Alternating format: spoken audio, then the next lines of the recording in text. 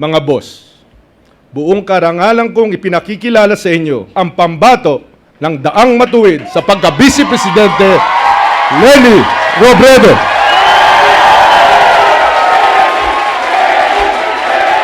It was an offer that was both easy and difficult to refuse.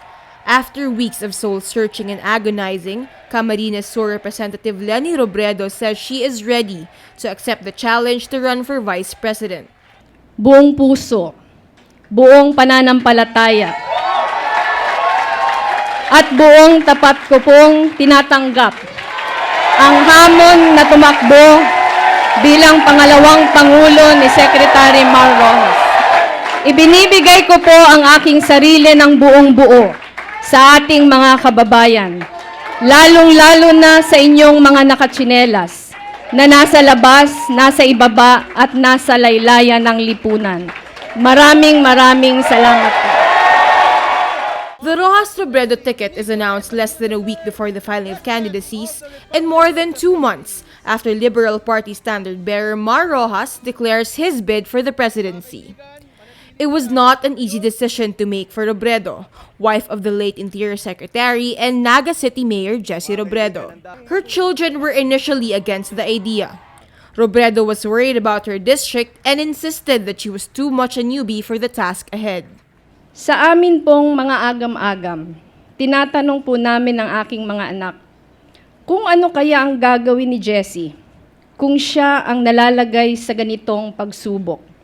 Kung nahaharap po siya sa tanong na bayan o sarili, malinaw po sa aming mag-iina kung ano ang magiging kasagutan niya. Rojas, a close friend and ally of Jessie, turns emotional as he recalls the many sacrifices the Robredo family has made. Jessie Robredo was local chief executive for many years and was Interior Secretary when the plane he was riding crashed off the coast of Masbate in 2012. Marami nang hiniling ang daang matuwid sa iyo. Bilang may bahay, hiningi nito ang panahon ni Sec. Jessie. Nang pumanaw siya, hiniling ng daang matuwid na maging tulay ka sa pagkakaisa ng iyong distrito.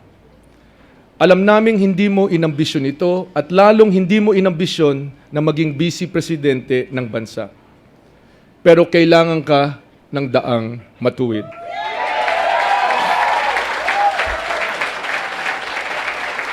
Kailangan ka ng ating mga boss. President Benigno Aquino III himself tells Robredo's 3 daughters, "Sorry for putting you in this position."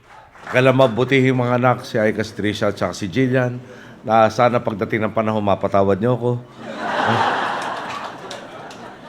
LP stalwarts have long called on Robredo to run alongside Rojas for the national elections.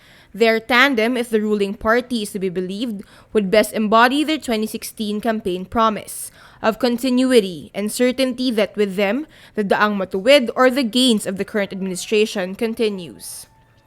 Now that he has a running mate, Rojas says that in the following weeks, the LP-led coalition will flesh out their platform.